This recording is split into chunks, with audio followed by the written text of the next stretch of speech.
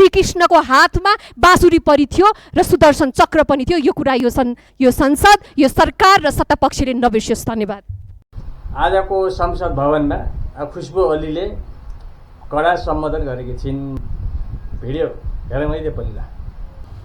सभामुख महोदय, संविधान संशोधनको कार्यदलले बहस पत्रको मस्यौदा तयार पार्दैछ। छलफलका प्रारम्भिक विषयमा धर्मनिरपेक्षता, संवैधानिक राज संस्था, प्रदेश खारेजीका विषय देखिँदैनन्। जनताका सुझावहरू मागिएका छन्। हामी पनि त्यो कार्यदलमा छौँ। हामीले दिएका सुझावहरू अहिले प्रारम्भिक सूचीमा देखिएका छैनन्। म सरकार र यो दललाई सोध्न चाहन्छु, तपाईँहरूको जनताको क्याटेगोरीमा यो देश चाहिँ वैदिक हिन्दू बौद्ध सहितको सनातन हिन्दू राष्ट्र हुनुपर्छ भन्ने आम नागरिकहरू जनता हुन् कि होइनन्? म तपाईहरूलाई सोध्न चाहन्छु, अभिभावकको रूपमा राज संस्था, संवैधानिक राज संस्था चाहिन्छ भन्ने नागरिकहरू तपाईँहरूको जनता हुन् कि होइनन्?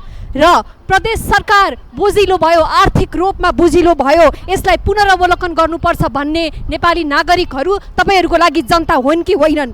एकपटकको नेपाली सधैँको नेपाली हुनुपर्छ भन्ने मान्यता बोक्ने नागरिकहरू नेपाली जनता हुन् कि होइनन्? जनताको सुझाव त पहिला पनि लिएको थियो सभामुख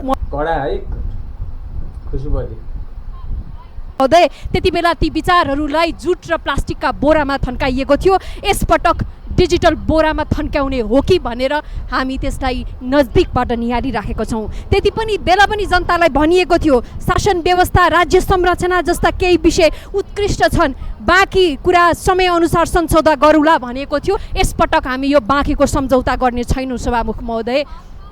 2062 सालमा यो देशलाई हिन्दू राष्ट्रबाट धर्मनिरपेक्षता लाँदै गर्ने निर्णय 12 बुँदे बैठकमा पनि थिएन, 8 बुँदे बैठकमा पनि थिएन। तर पनि नेपाललाई शिखर बैठकमा पनि नभएको कुरालाई नेपाललाई धर्मनिरपेक्ष राष्ट्र बनाउने जनादेश नहुँदाहुँदै पनि धर्मनिरपेक्ष राष्ट्र बनाइयो।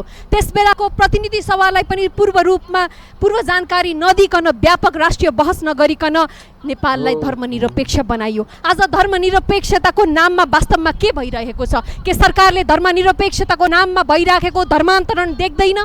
के पश्चिमाहरूको प्रभावमा हिजो शून्यको सङ्ख्यामा रहेका इसाईहरूले आज यो देशमा गरिबी र पछौटेपनको फाइदा उठाएर जुन किसिमले धर्मान्तरण गराइराखेको छ, के त्यो दृश्य यो सरकारले देखेको छैन? त्यसकारण पनि हामीले यो बहसमा यो मुद्दाहरू आउनुपर्छ भनेर भनिराखेको छौँ सभामुख महोदय। म यहाँलाई आग्रह गर्न चाहन्छु, राज संस्था मान्नेहरू पनि नेपाली नागरिक नै हुन्। राजा चाहिन्छ कि चाहिँदैन होइन, राज संस्थाको दार्शनिक, ऐतिहासिक र सभ्यतागत आधारबारे इन्स्टिट्युसनल लेभलमा पर्याप्त डिस्कोर्स हुनु आवश्यक छ। सभामुख महोदय, यसपटक पनि म सरकारलाई स्पष्ट रूपमा सचेत गराउन चाहन्छु, यदि संविधान संशोधनको अन्तिम मसौदासम्म यी विषयहरूलाई गम्भीर रूपमा समेटिन भने देशभरिका सनातन धर्म मान्ने नागरिकहरू, राष्ट्र पहिचानको रक्षामा उभिने शक्तिहरू, राज संस्था चाहनेहरूले अन्तिम र निर्णायक लडाइँ लड्नुपर्नेछ। श्रीकृष्णको हातमा बाँसुरी परि थियो र सुदर्शन चक्र पनि थियो। यो कुरा यो संसद, यो सरकार र सत्तापक्षले नबिर्सियोस्। श्रीकृष्णको हातमा बाँसुरी पनि थियो,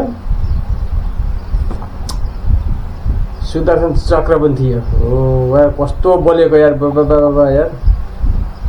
तर कडा खुशबु ओली है, अब सांसदभरिकी सुन्दरी भनेर अब न्युजै आएको थियो है।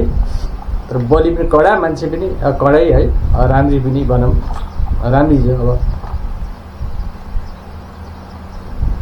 ल। खुशबु ओलीको यो सम्बोधन आज कस्तो लाग्यो? लाइक, कमेन्ट, सेयर गर्न नभुल्नु होला है त। धन्यवाद।